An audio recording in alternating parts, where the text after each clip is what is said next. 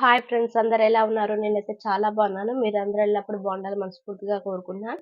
So friends, మా వారైతే half KG mutton తీసుకొచ్చారు. నా స్టైల్‌లో నేను ఏ విధంగా కర్రీ చేస్తానో చూసేయండి. So friends, half KG mutton తీసుకున్నాను. సో ఫ్రెండ్స్, నేనైతే ముందుగా మ్యాగ్నేట్ చేసి పెట్టుకుంటాను. హాఫ్ స్పూన్ పసుపు వేసుకోవాలి. 1 స్పూన్ అల్లం వెల్లుల్లి పేస్ట్, 1 స్పూన్ కారం, 1 స్పూన్ సాల్ట్, 1 స్పూన్ ఆయిల్ ఈ విధంగా వేసుకోవాలి.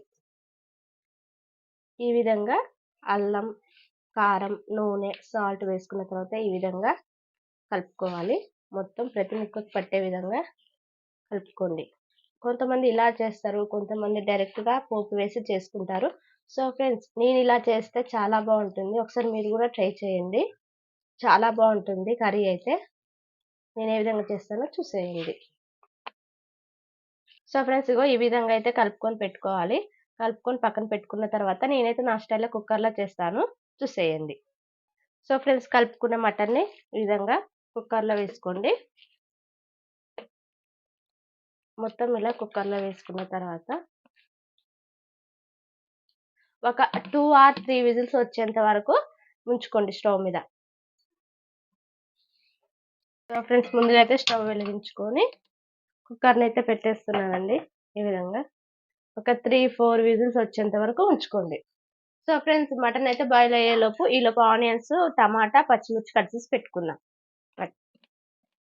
ఆనియన్ కట్ చేసి టమాటా ఒకటే వేసుకోండి ఫ్రెండ్స్. సో ఫ్రెండ్స్, నేనైతే టమాటా ఒకటే యూజ్ చేస్తాను. మీరు ఎన్ని యూజ్ చేస్తారో కామెంట్ సెక్షన్‌లో కామెంట్ చేయండి. టమాటా ఎక్కువ యూజ్ చేస్తే కర్రీ ఏంటంటే పుల్లగా ఉంటుంది. అందుకని నేను ఒకటే యూజ్ చేస్తాను. సో ఫ్రెండ్స్, నేను ఆనియన్స్, టమాటా, పచ్చిమిర్చి అయితే కట్ చేసుకున్నాను. అలాగే కొత్తిమీర కూడా కట్ చేసుకున్నాను. సో ఫ్రెండ్స్, ఇగో మటన్ అయితే ఉడికిపోయింది చూడండి. నేనైతే 5 విజిల్స్ వచ్చేంత వరకు ఉంచాను.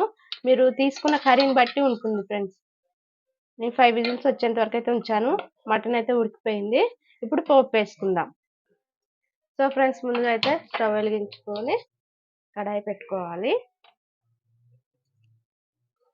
So friends, 2 table spoon oil వేసుకోవాలి. ఇందాక మనం కర్రీలో 1 వేసాం కదా, ఇప్పుడు 2 వేసుకోవాలి.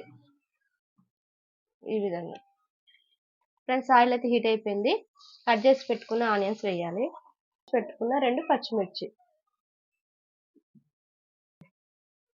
కట్ చేసి పెట్టుకున్న టమాటా. టమాటా, పచ్చిమిర్చి అయితే మగ్గిపోయాయి చూడండి. ఇప్పుడు కొంచెం పసుపు వేసుకోండి. కొంచెమే వేసుకోండి. ఇందాక ఆల్రెడీ మనం వేసాం కదా కర్రీ బాయిల్ చేసుకునేటప్పుడు కొంచెం వేసుకోండి. సో ఫ్రెండ్స్, టమాటా అయితే మగ్గిపోయింది. ఇగో ఇందాక ఉడకబెట్టుకున్న మటన్ని వేసుకోవాలి.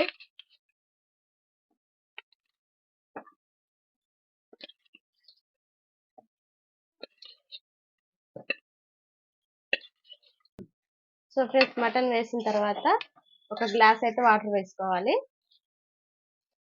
చూడండి, గ్లాస్ వాటర్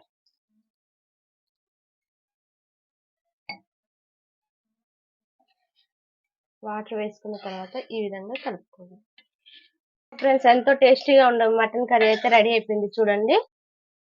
ఇప్పుడు కొంచెం లాస్ట్ లో కొత్తిమీర వేసుకోవాలి. కొంచెం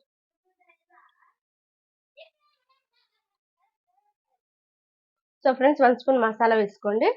మసాలా వేసుకున్న తర్వాత ఒక 10 మినిట్స్ సిమ్లో పెట్టి వేయించుకోండి కర్రీని. ఫ్రెండ్స్, కర్రీ అయితే రెడీ అయిపోయింది చూడండి, ఎంత స్పైసీగా ఉందో.